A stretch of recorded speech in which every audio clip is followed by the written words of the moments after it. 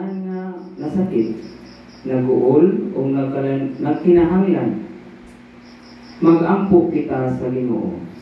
Ginoo, dungga ang among mga pangamuyo. Ginoo, dungga ang among mga pangamuyo. Yaang simbahan, maglaro nga malingkawas ang mga tao gikan sa bisan unsang makababag sa ingon makadanga ang ebanghelyo ngadto sa tanang tao sa atong panahon. Magampo kita sa Ginoo. Ginoo, dungga ang among mga pangamuyo.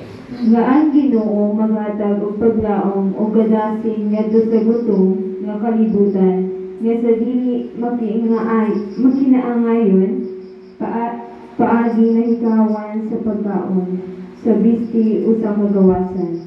Magampo kita sa Ginoo. Ginoo, dungga ang among pangamuyo.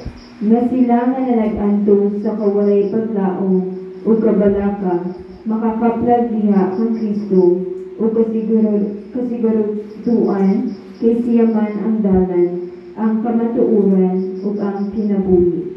Magampo kita sa Ginoo. Ginoo, dungga ang among mga pangamuyo. Nga sila nga nag-antos sa mga balatian, diin ang pagkinabuhi na himong mabugat, nga palasanon, makakitag kalulugan diha sa ilang mga pagsulay. Magampo kita sa Ginoo. Ginoo, dungga ang among mga pangamuyo. Untang isipon nga takos o kapuslanan, alang ka namo nga halangdong Teofilo kamubot, magayaw na ngadto sa altar sa mga santos. Magampo kita sa Ginoo. Ginoo, dungga ang among mga pangamuyo. Nga ang mga Kristiyanos nga nangamatay o sila nga nagbangutan, makalaong diha sa kabanhawan niya. Magampo kita sa Ginoo. Ginoo, dungga ang among mga pangamuyo. Makagagahon nga amahan, bantay ang imong banay, panalipdig ug ampingi kami. Kay ikaw man ang tanan nga among gilauman. Kini among gipangayo pinagi ni Kristo, among Ginoo. Amen. Palihog maning ko dugan tong awit ko ng awit pag-asa.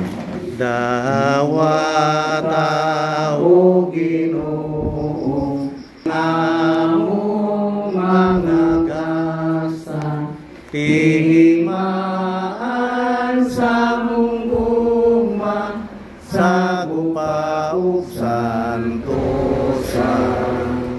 Kining panog, kining dino, ginama sa kamot sa tao, ang imong mga grasya sa mong pangaliya, ihatag na kanamo o langit mong amahan.